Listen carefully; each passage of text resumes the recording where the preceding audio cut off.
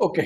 So स्वागत आहे तुमचं जीटी इंजिनिअरिंग अकॅडमी या युट्यूब चॅनलवर. मी गोकुळ टिकाळे आणि आज आपण पाहणार आहोत डिप्लोमा मेकॅनिकल ब्रांचसाठी आणि सिव्हिल ब्रांचसाठी जो सब्जेक्ट आहे स्ट्रेंथ ऑफ मटेरियल. सो त्याचा फर्स्ट लेक्चर असणार आहे डेमो लेक्चर. सो जर तुम्ही अजून आपल्या युट्यूब चॅनल जर सबस्क्राईब नसेल केलं तर नक्की चॅनलला सबस्क्राईब करा, कारण की या चॅनलवर तुम्हाला मिळणार आहे डिप्लोमाचे जेवढे पण न्यूमेरिकल बेस्ड सब्जेक्ट आहेत त्याचे प्रत्येक पेपरचे तुम्हाला सोल्युशन आपल्या चॅनलवर मिळणार आहे. सो चॅनलला नक्की सबस्क्राईब करा. त्यासोबतच व्हॉट्सअप ग्रुपची लिंक डिस्क्रिप्शन बॉक्समध्ये दिलेली आहे, ती पण तुम्ही जॉईन करू शकता. सो आता हा जो आपला युनिट आहे, हा जो सब्जेक्ट आहे, त्यामध्ये जर आपण बघितलं तर सगळ्यात इम्पॉर्टंट सब्जेक्ट आहे सेकंड इयरच्या पॉइंट ऑफ व्ह्यूने, कारण की सेकंड इयर मध्ये जेवढे पण सब्जेक्ट असतात ते सर्व कोर सब्जेक्ट असतात. पूर्ण बेस जो आहे पूर्ण तुमचा एज्युकेशनचा, मग ते डिग्रीचा असू द्या डिप्लोमाचा असू द्या, सर्व सेकंड इयरच्या सब्जेक्टवर असतो. सब्जेक्ट हा इम्पॉर्टंट आहे. तुम्ही कोणत्याही इंटरव्ह्यू मध्ये जा, कोणतेही एक्झाम द्या, मॅक्सिमम वेटेज असतं ते या सब्जेक्टला असतो. आणि हा न्यूमेरिकल बेस्ड सब्जेक्ट आहे, म्हणजे यामध्ये 80% तुम्ही कन्सिडर करा की न्यूमेरिकलच येणार आहे. आणि यामध्ये जर चांगला अभ्यास केला तर खूप जास्त स्कोर होतो, आणि जर कमी अभ्यास केला, प्रॅक्टिस कमी केली, तर मग पासिंग होणं पण अवघड आहे. सो त्यामुळे ज्यांना न्यूमेरिकल सॉल्व्ह करायला मजा येते किंवा न्यूमेरिकल सॉल्व्ह करायची इच्छा असते त्यांच्यासाठी हा बेस्ट सब्जेक्ट आहे. आणि ज्यांना फक्त थेअरी वाचायची त्यांच्यासाठी हा टफ राहणार. त्यामुळे तुम्ही सुरुवातीपासून अभ्यास करणं गरजेचं आहे. चला बघा, आता सॉम आणि मॉस कधी कधी सिव्हिलच्याला काही स्कीमला मॉस म्हणायचे, पण आता ह्या के स्कीम मध्ये तुम्हाला दोन्हीकडे पण सिव्हिलला पण सेमच सब्जेक्ट आहे, सेमच सिलेबस आहे. तर पहिला जो युनिट आहे चॅप्टर आहे जे काही असेल मोमेंट ऑफ इनर्शिया आहे. त्यामध्ये जवळपास तुम्हाला 12 मार्कला कंपल्सरी यावर क्वेश्चन असतात, आणि मॅक्सिमम विथ ऑर असतो 18 मार्कसाठी. दुसरा जो युनिट आहे सिम्पल ट्रेस स्ट्रेन आणि इलास्टिक कॉन्स्टंट, हा सगळ्यात बेसिक युनिट असतो. बट यावेळेस या स्कीम मध्ये थोडीशी युनिटची सिक्वेन्स चेंज झाली आहे. आपण मोमेंट ऑफ इनर्शियाने स्टार्ट करणार आहे. दुसरा simple stress elastic constant 18 minimum मार्कला येतो आणि 24 मार्क विथ ऑर्स असतो. त्यानंतर shear force and bending moment diagram 16 मार्कला एक्झामला, आणि विथ ऑर बघितलं तर 22 मार्कसाठी. Bending and shear stress in beams 12-18 आणि डायरेक्ट अँड बेंडिंग ट्रेस 12-18. तर त्यामध्ये बघा, तुम्हाला जर बघितलं तर पहिला जो क्वेश्चन राहील 10 मार्कचा तोच थेअरी क्वेश्चन राहील, आणि बाकीच्या मग क्वेश्चन मध्ये एखादा क्वेश्चन असू शकतो. बट थेअरीमध्ये 70 मार्कचा पेपर राहणार आहे, त्यामध्ये तुम्हाला काही जास्त एक्सपेक्ट करू नका. मॅक्सिमम 15 मार्क्सचा तुम्ही थेअरी एक्सपेक्ट करा. बाकी सर्व न्यूमेरिकल असणार आहे. आणि सगळ्यात इम्पॉर्टंट म्हणजे की यासाठी तुम्हाला प्रॅक्टिस भरपूर लागणार आहे. लास्ट मोमेंटला यातलं काहीही होत नाही. त्यामुळे सुरुवातीपासून अभ्यास करा, ते तुमच्यासाठी बेटर आहे. रिव्हिजन जितकी जास्त वेळा होईल तितकं जास्त तुमचं कॉन्फिडन्स वाढेल, आणि तितका जास्त तुम्ही एक्साइटेड राहतात एक्झामच्या वेळेस. अभ्यास जर जास्त असेल तर आपण एक्साइटेड राहतो, अभ्यास जर कमी केला असेल तर आपण नर्वस राहतो. तर आपलं प्रिपरेशन जास्त इम्पॉर्टंट असतं. आणि जे स्टुडंट डायरेक्ट सेकंड इयरला असतील त्यांनी सुरुवातीपासून अभ्यास करायलाच पाहिजे, कारण की तुमच्यासाठी हा जो सब्जेक्ट आहे हा भरपूर नवीन असणार आहे. म्हणजे फर्स्ट इयरला डिप्लोमाला मेकॅनिक्स असतो, मेकॅनिक्स याचा बेस आहे. या सब्जेक्टचा आधी जो पार्ट आहे मेकॅनिक्स असतो. त्यानंतर हा स्ट्रेंथ ऑफ मटेरियल, बाकीचे सब्जेक्ट. तर तुमचं मेकॅनिक्स हे बऱ्यापैकी झालेलं नाहीये, तर तुम्हाला सुरुवातीपासून अभ्यास करणं गरजेचं आहे. चला आता आपण स्टार्ट करूयात. पहिला जो युनिट आहे मोमेंट ऑफ इनर्शिया. तर मोमेंट ऑफ इनर्शियाची डेफिनेशन काय असेल, त्याला मी छोटा करतो. मोमेंट ऑफ इनर्शिया कशाला बोलतात? Moment of inertia. आता यामध्ये बघा फॉर्म्युले आपल्याला लक्षात ठेवायचे. फॉर्म्युले थ्रू आपण डेफिनेशन बनवतोय. तर moment of inertia about any axis, moment of inertia about any axis जर म्हटलं तर काय ना, समेशन ए इंटू वाय स्क्वेअर. आता आपला ऍक्सिस कसा असतो बरं? हा असतो आपला आडवा ऍक्सिस म्हणजे एक्स ऍक्सिस, उभा ऍक्सिस म्हणजे वाय ऍक्सिस. ठीक आहे, आडवा ऍक्सिस म्हणजे एक्स ऍक्सिस, उभा ऍक्सिस म्हणजे वाय ऍक्सिस. इथं सपोज मी असा एक सेक्शन घेतलाय, त्याचा सीजी म्हणजे सेंटर इथे आहे. तर वाय ऍक्सिस पासून सीजी पर्यंत डिस्टन्स तो असतो एक्स, आणि एक्स ऍक्सिस पासून सीजी पर्यंत डिस्टन्स तो असतो वाय. ठीक आहे, ही डायग्राम समजून घ्या. एक्स ऍक्सिस ड्रॉ केला मी, वाय ऍक्सिस व्हर्टिकल ड्रॉ केला. एक्स ऍक्सिस आडवा असतो हमेशा, वाय ऍक्सिस उभा असतो. त्यानंतर हा काय आहे? हा आहे सीजी. हा काय आहे? सीजी आहे. हा point CG, centre of gravity. So Y axis पासून सीजी पर्यंत डिस्टन्स तो असतो एक्स, एक्स ऍक्सिस पासून सीजी पर्यंत डिस्टन्स तो असतो वाय. आता डेफिनेशन काय? याला काय बोलतात? याला बोलतात moment of inertia about any section. Moment of inertia about any section हे काय आहे? हे आहे इज इक्वल टू याला काय बोलतात? हा असतो समेशन,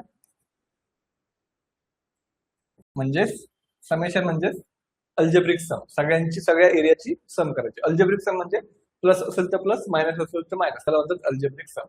यालाच काय बोलतो आपण? Algebraic sum. ठीक आहे. नंतर हा काय आहे? ए म्हणजे एरिया, नंतर वाय स्क्वेअर म्हणजे काय? डिस्टन्स. ठीक आहे.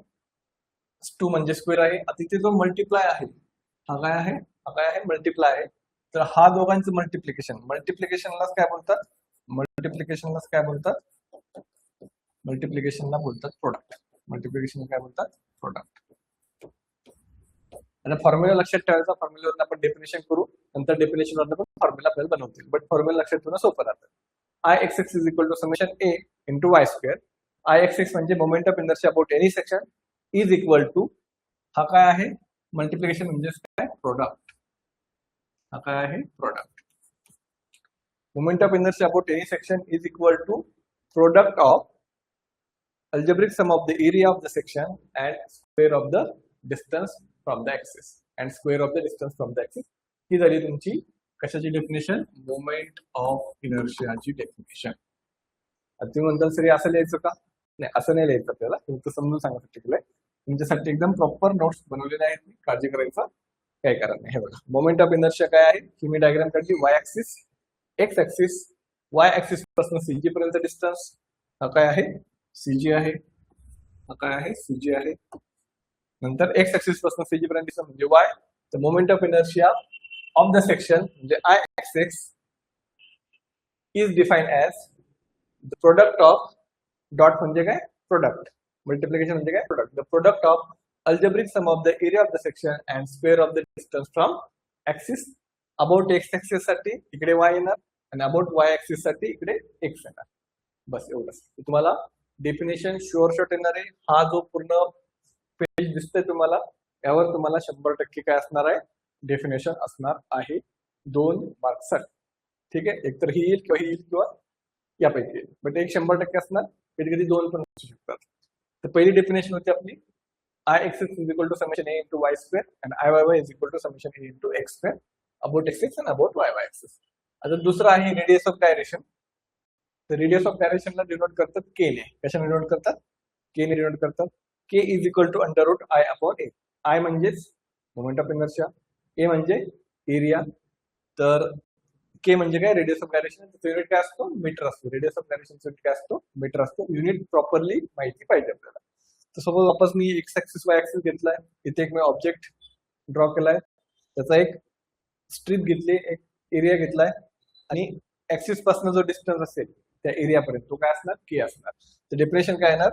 Radius of gyration is define as the distance of the, म्हणजे हा के वाला, the distance of the section at which entire area is suppose to be concentrated. म्हणजे हा जो पूर्ण आहे तो एकाच पॉइंटवर कॉन्सन्ट्रेटेड आहे without changing the moment of inertia. ही आहे डेफिनेशन रेडियस ऑफ गायरेशनची. इम्पॉर्टंट आहे फॉर्म्युला डायग्राम. आणि डेफिनेशन कशी घ्यायची? Radius of gyration is define as the distance. हा जो के आहे तो काय? डिस्टन्स आहे. Distance of the area of the section at which entire area is suppose to be concentrated. म्हणजे असा डिस्टन्स ज्या ठिकाणी एंटायर एरिया हा कसा असणार? कॉन्सन्ट्रेटेड असणार without changing moment of inertia. Moment of inertia change झाला नाही पाहिजे. हा होता आपला रेडियस ऑफ गायरेशन वाला पार्ट. नेक्स्ट आहे पॅरलल ऍक्सिस थेरम. आता हे पण तुम्हाला प्रॉपरली समजून सांगतो मी. पॅरलल ऍक्सिस थेरम बघा. पॅरलल ऍक्सिस थेरम कसा येईल? आणि पॅरलल म्हणजे काय ते समजून घ्या. सपोज आम्हाला ऍक्सिस आहे एक्स, त्याला पॅरलल इथे असणार. हे दोन्ही काय झाले? पॅरलल झाले. हा माझा वाय ऍक्सिस आहे, तर याला पॅरलल हा झाला. याला म्हणतात पॅरलल. शेजारी शेजारी वर खाली ते असतात पॅरलल. ठीक आहे. तर पॅरलल ऍक्सिस थेरम काय आहे बघा. सपोज मी एक ऍक्सिस ड्रॉ केला एबी. इथे मी एक ऑब्जेक्ट ड्रॉ केला, त्याचा ऍक्सिस सीजीचा ऍक्सिस ड्रॉ केला. सीजीचा ऍक्सिस हा काय झाला? सीजी म्हणजे सेंटर ऑफ ग्रॅव्हिटी. याला काय बोलतात सेंट्रॉइडल ऍक्सिस, हा असतो सेंट्रॉइडल ऍक्सिस. ठीक आहे. आणि हा आपला एबी ऍक्सिस आहे, याला पॅरलल ऍक्सिस पण बोलू शकतो आपण. तर हे जे डिस्टन्स आहे म्हणजे एच म्हणजे काय, दोन्ही पॅरलल ऍक्सिस मधील डिस्टन्स. एच म्हणजे काय, distance between the two parallel axis, axis AB and axis centroidal axis. Okay. तर पॅरलल ऍक्सिस थेरम काय आहे, आय ए बी, सपोज हा आहे I A B is equal to I G. I G म्हणजे काय, moment of inertia about centroidal axis plus A into H square. आता बघा याची डेफिनेशन, फॉर्म्युला हा खूप इम्पॉर्टंट आहे, हे थेरम खूप इम्पॉर्टंट आहे, यावर आपल्याला बरेच एक्झाम्पल सॉल्व्ह करायचे. हा काय आहे, moment of inertia about parallel axis is equal to moment of inertia about centroidal axis.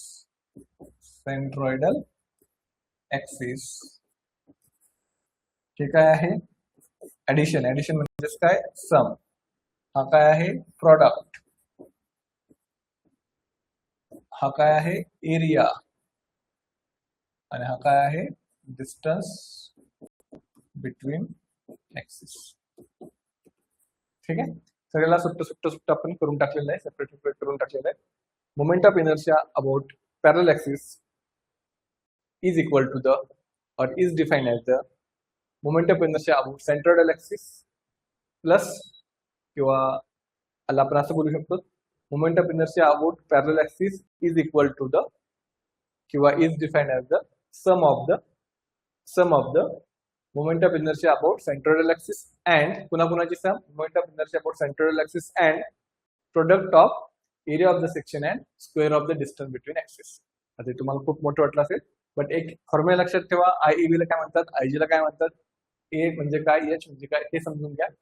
आयएबी म्हणजे moment of inertia about parallel axis, IG म्हणजे काय, moment of inertia about centroidal axis, plus म्हणजे काय, summation किंवा सम, ए म्हणजे area, h म्हणजे distance between axis. याचा कशी येणार डेफिनेशन बघा.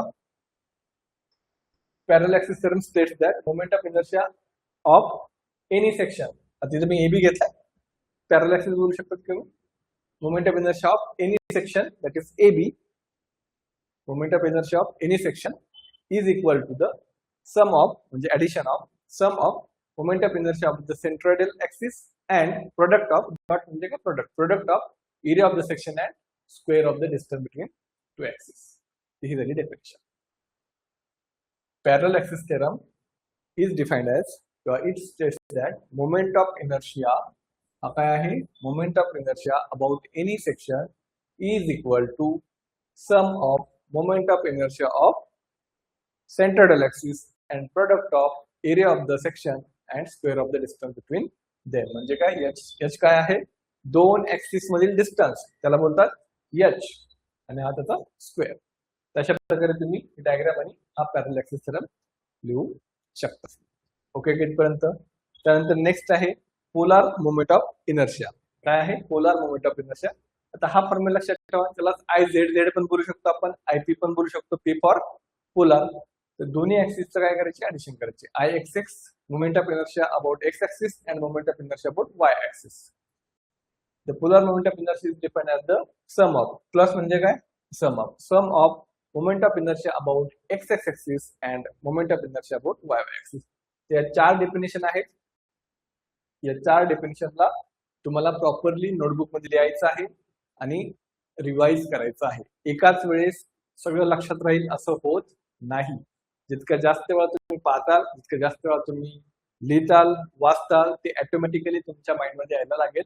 फर्स्ट टाइम किंवा पहिल्या दिवशी सगळं समजेल, दुसऱ्या दिवशी 1-2 दिवसात सगळं तुम्हाला येऊन जाईल असं होत नाही. असं कुणासोबतच होत नाही. जितकं जास्त वेळा तुम्ही रिवाइज करताल तितके जास्त चान्सेस असतात की आपल्याला ते येण्याचे. त्यामुळे वारंवार रिव्हिजन होणं गरजेचं आहे. समजलंय. Moment of inertia I x X is equal to summation A into Y square, I Y Y is equal to summation A into X square, radius of gyration K is equal to under root I upon A. नंतर moment parallel axis theorem काय आहे, I A B AB हा कुणाला parallel आहे, सेंट्रोइडला parallel आहे, किंवा centroid कुणाला parallel आहे, AB ला पॅरलल आहे. दोघांमध्ये डिस्टन्स काय h आहे. So moment of inertia about any section, that is IAB, is equal to the sum of moment of inertia about centroidal axis and product of area and square of the distance between two axes, that is h. नंतर polar moment of inertia यालाच बोलतात perpendicular. हा कसा parallel axis theorem, तसा हा काय perpendicular axis theorem आपण याला बोलू शकतो. त्याला बोलतात polar moment of inertia. I hope की तुम्हाला हे बऱ्यापैकी समजलं असेल. आता आपल्याला नेक्स्ट पार्ट जो घ्यायचा आहे ते म्हणजे आपल्याला घ्यायचे फॉर्म्युलेज. ठीक आहे, नेक्स्ट पार्ट घ्यायचा आहे फॉर्म्युलेज आपल्याला कोणकोणती यूज करायचे असेल. तर बघा, मी एक रेक्टँगल ड्रॉ करतो. हा पहिला रेक्टँगल, हा आहे माझा रेक्टँगल. रेक्टँगल म्हणजे कसा असतो, आयत. हा काय आहे, हा आहे बेस बी. हा काय आहे, डेप्थ डी. ठीक आहे, बेस बी, आडवा काय असतो, बेस असतो बेस, उभा काय असतो, डेप्थ. म्हणजे त्याला आपण हाईट पण बोलू शकतो. ठीक आहे, तर बघा आता आयत म्हणजे काय असतो, रेक्टँगल म्हणजे काय असतो, ज्याच्या समोरासमोरील बाजू कशा असतात, सेम असतात. म्हणजे ही साईड आणि ही साईड कशी असणार, सेम असणार. ही साईड आणि ही साईड कशी असणार, सेम असणार. त्याला बोलतात रेक्टँगल. तर इथे मग आपल्याला आय एक्स एक्स जर फाइंड करायचा असेल, आय एक्स एक्स जर आपल्याला फाइंड करायचा असेल तर कसा येणार, I x X B into D cube divide by 12.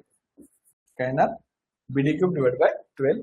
I Y Y जर फाइंड करायचं असेल तर त्याचा उलटा, D into B cube divide by 12. त्याला तुम्ही असं पण लिहू शकता का, B D cube divide by 12 किंवा D B cube divide by 12. दोघांचा मिनिंग सेमच आहे.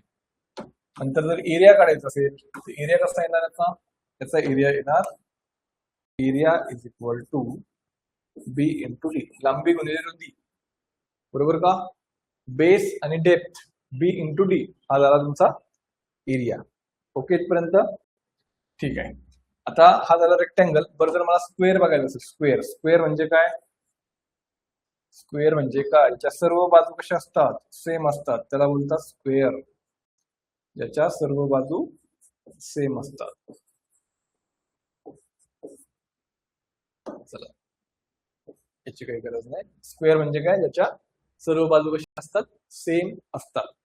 तर आता प्रत्येक स्क्वेअर हा रेक्टँगल असतो. प्रत्येक स्क्वेअर काय असतो, रेक्टँगल असतो. तर रेक्टँगलचे फॉर्म्युला आपल्याला यूज करायचे. तर कसे येईल बघा, हा पण ए आहे, हा पण ए आहे. तर मग आय एक्स एक्स काय येणार, आय एक्स एक्स काय येणार, A into A cube, A into A cube म्हणजेच B into D cube divide by 12 म्हणजेच काय येणार, ए 4 डिवाइड बाय 12. आणि आय वाय पण वाय वाय सुद्धा पण काय येणार, सेमच येणार, कारण की सर्व साईड सेम आहेत. तर A into A cube divide by 12 is equal to A 4 divide by 12. याचा एरिया काय येणार, ए इंटू ए म्हणजेच काय येणार, एचा स्क्वेअर, म्हणजेच काय येणार, एचा स्क्वेअर. ज्यावेळेस सर्व साईड कशा असतात, सेम असतात, त्यावेळेस आय एक्स आय वाय काय असतात, सेम येतात. That is a 4 by 12. तर तुम्ही स्क्वेअर जर आला क्वेश्चन मध्ये, जर स्क्वेअर वर्ड आला तर डायरेक्टली हा फॉर्म्युला यूज केला तरी चालेल, किंवा याप्रमाणे केलं तरी सुद्धा चालेल, काही अडचण नाही. हा झाला स्क्वेअर बद्दल. आता नेक्स्ट आहे जो आपल्याला करायचा आहे नेक्स्ट, तो म्हणजे रेक्टँगल झाला, स्क्वेअर झाला. आता आपण दुसरा पार्ट घेऊया, दॅट इज सर्कल. दुसरा काय आहे, नेक्स्ट पॉइंट काय आहे, सर्कल आहे. तर सर्कल मध्ये बघा काय असतो, आपण एक सर्कल ड्रॉ करूयात. त्याआधी आता हा झाला काय, रेक्टँगल. आता हॉलो रेक्टँगल पण असू शकतो. हॉलो म्हणजे काय, पोकळ. पोकळ म्हणजे काय, ज्याला 2 डायमेन्शन असतात, इंटरनल एक आणि एक्सटर्नल एक. तर जो बाहेरची जी डायमेन्शन आहे त्याला कॅपिटल बी, कॅपिटल बेस बी, आणि हा कॅपिटल डी, इथे स्मॉल बी आणि हा स्मॉल डी. तर मग काय येणार इथे, आय एक्स एक्स काय येणार, B D cube external I x X minus internal I x X divide by 12. Separate separate बी करू शकतात किंवा असं लिहिलं तरी पण चालेल. B D cube by 12 minus B D cube by 12 असं केलं तरी पण चालेल किंवा एकत्र डायरेक्ट असं लक्षात ठेवलं तरी पण चालेल. नंतर आय वाय वाय काय येणार, D B cube by 12, I Y वायचा फॉर्म्युला आहे D B cube by 12 minus D B cube by 12. असं पण लिहू शकतात, असं पण लिहू शकतात. म्हणजेच कसं, D B cube minus D B cube, दोन्हीचं मिनिंग सेम आहे, डिनॉमिनेटर सेम आहे, न्यूमरेटरची सबट्रॅक्शन झाली. आणि एरिया काय येणार, एरिया येणार external area minus internal area. तर हा काय झाला, हॉलो, हा झाला हॉलो रेक्टँगल, हा झाला हॉलो रेक्टँगल.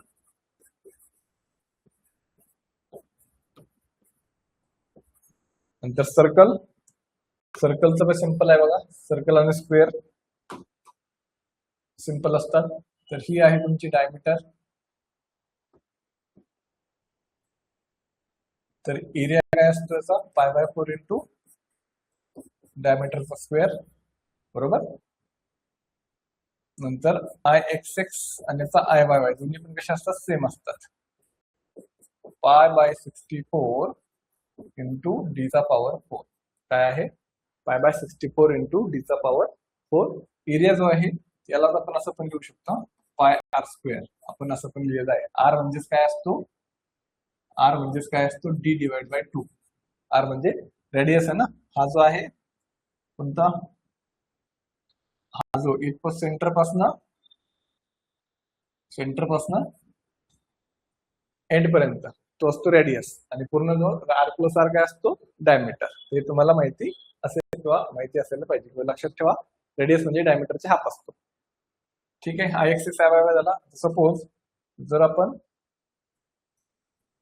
हॉलो सर्कल बघितला, काय बघितला, हॉलो सर्कल म्हणजे कसा, असा. हॉलो सर्कल म्हणजे काय ना, दोन डायमेन्शन असणाऱ्याला, एक एक्सटर्नल डायमीटर, एक internal diameter. External diameter, internal diameter, external diameter capital D, internal diameter small D. त्याचा एरिया काय येणार मग, pi by 4 in bracket external डायमीटरचा स्क्वेअर मायनस इंटरनल डायमीटरचा स्क्वेअर. नंतर आय एक्स एक्स आणि आय वाय वाय काय येणार, सेम, फक्त काय दोन्ही डायमीटरचं काय येणार, सबट्रॅक्शन येणार, म्हणजेच D4 मायनस D4. आले लक्षात. तर हे होते आपले काही फॉर्म्युले, त्याचे फॉर्म्युले मी प्रॉपरली दिलेले आहेत, एकदा आपण पुन्हा एकदा रीड करूयात, म्हणजे आपलं प्रॉपरली तुम्हाला याचा स्क्रीनशॉट सुद्धा घेता होऊन जाईल.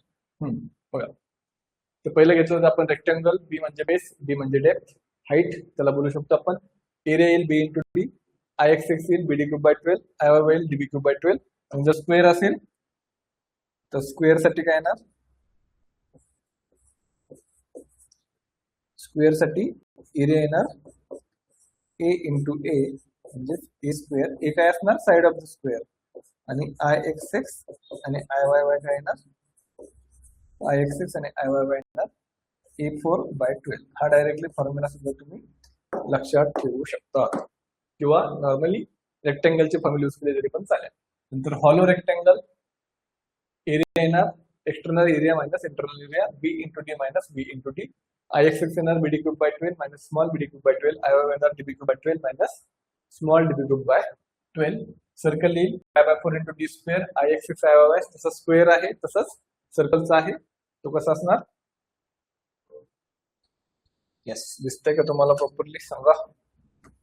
याला थोडस ब्राईट करायचंय.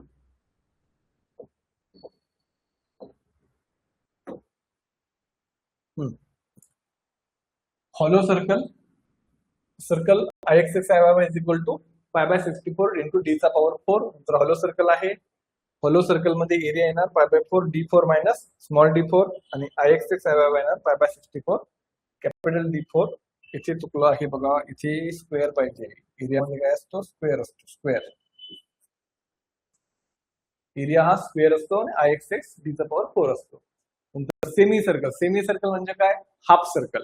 पूर्ण सर्कलचं किती आहे, पूर्ण सर्कलचा एरिया आहे पाय बाय 4 इंटू डी स्क्वेअर, किंवा आपण त्याला असं लिहू शकतो, याला पाय आर स्क्वेअर पण लिहू शकतो. ठीक आहे, आर म्हणजे काय असतो, डायमीटर डिवाइड बाय 2 असतो. हे प्रॉपरली लक्षात ठेवायचं. रेडियस आणि डायमीटरचं रिलेशन भरपूर वेळा यूज होणार आहे. सो सेमी सर्कल, पूर्ण सर्कलचा area pi R square, semi सर्कलचा एरिया त्याचा हाफ म्हणजे डिवाइड बाय 2 म्हणजे काय ना पाय आर स्क्वेअर डिवाइड बाय 2. आणि आय एक्स आहे सेमी सर्कलसाठी, हाफ सर्कलसाठी 0.11 r चा पॉवर 4 आणि आय वाय आहे पाय बाय 128 इंटू d चा पॉवर 4. हे दोन फॉर्म्युले प्रॉपर लक्षात ठेवावे लागतील. नंतर क्वार्टर सर्कल बघा, हा असतो पूर्ण सर्कल, त्यानंतर हा होईल हाफ सर्कल आणि त्या हाफचा पण हाफ केला तर हा होईल काय क्वार्टर सर्कल. समजलंय का? म्हणजे एक अर्धा पावशर, पाव 1/4 म्हणजे हा जो आहे ना, हा काय झाला एवढा अर्धा झाला आणि पूर्ण काय झाला 1 झाला. तर आपल्याला काय करायचं 1/4 पाहिजे म्हणजे 4 पैकी 1 भाग. तर मग पाय आर स्क्वेअर पूर्ण सर्कलचा area, pi R square by 2 अर्ध्या सर्कलचा एरिया आणि 1/4 एरिया म्हणजे पाय आर स्क्वेअर अपॉन 4 झाला क्वार्टर सर्कलचा एरिया. क्वार्टर म्हणजे काय, पूर्ण 1 वर्ष असतं आपलं 12 महिन्याचं, अर्ध वर्ष म्हणजे 1 सेमिस्टर असतं आपलं 6 महिन्याचं आणि त्यातून अर्ध केलं म्हणजे 3 महिन्याचं असतं क्वार्टर. आय एक्स आहे 0.55 इंटू r चा पॉवर 4. आणि त्यानंतर आणखी एकच आहे तो म्हणजे ट्रायंगल. त्या ट्रायंगल बद्दल तुम्हाला माहिती असेल, हा असतो हाईट, हा असतो बेस. बेस आडवा आणि उभा असतो, त्याला डेप्थ पण बोलू शकतो आपण किंवा हाईट पण बोलू शकतो. तर ट्रायंगल साठी मी एच घेतलेला आहे. तो एरिया काय असतो ट्रायंगलचा 1/2 base into height, 1/2 base into height. 1/2 गुणिले पाय गुणिले उंची, तुम्ही बघितलं असेल मराठी मीडियम मध्ये. आता याच्यामध्ये 3 असतात बघा, एक असतो अपेक्सला, एक असतो सेंट्रॉइडल आणि एक असतो बेसला. 3, एक वरचा पॉइंट अपेक्स, नंतर सेंटर पॉइंट सीजी आणि नंतर बेस. हे 3 पॉइंटला मोमेंट ऑफ इनर्शिया असतो. I apex, I base, I centroidal. आधी बघा मी एबीसी लिहिलंय, एबीसी चौक माहिती ना, जिथे आपल्याला बुक भेटतात पुण्यामध्ये, बरोबर. तर प्रत्येक ठिकाणी बीएच क्यूबच आहे बघा. आय अपेक्स, आय बेस आणि आय सेंट्रॉइडल. फॉर्म्युला काय येणार, प्रत्येक ठिकाणी काय आहे बीएच क्यूब आहे, आधी लिहून टाका BH cube. Apex divide by 4 into 3 12 into 3 36 झालं. अशा प्रकारे तुम्हाला लक्षात ठेवायचं आहे. एनी सुरुवात झाली पाहिजे, alphabetical order A B C. अपेक्सला डिवाइड बाय 4, बेसला डिवाइड बाय 12 आणि सेंट्रॉइडलला डिवाइड बाय 36. नंतर parallel axis theorem, I A B is equal to आत्ताच बघितलं आपण I G plus A H square. नंतर polar moment of inertia IP is equal to IXX plus IYY and radius of gyration is equal to under root I upon A. तर हे होते आपले फॉर्म्युलेस. So next lecture मध्ये आपण पाहणार आहोत काय, याचे न्यूमरिकल स्टार्ट करणार आहोत. फॉर्म्युले उद्या पुन्हा आपण रिवाइज करूयात एक 5 मिनिटांमध्ये आणि नंतर आपण न्यूमरिकल 5 ते 6 न्यूमरिकल उद्या आपण सॉल्व्ह करणार आहोत, जे न्यूमरिकल तुम्हाला एक्झाम मध्ये 100% येतील.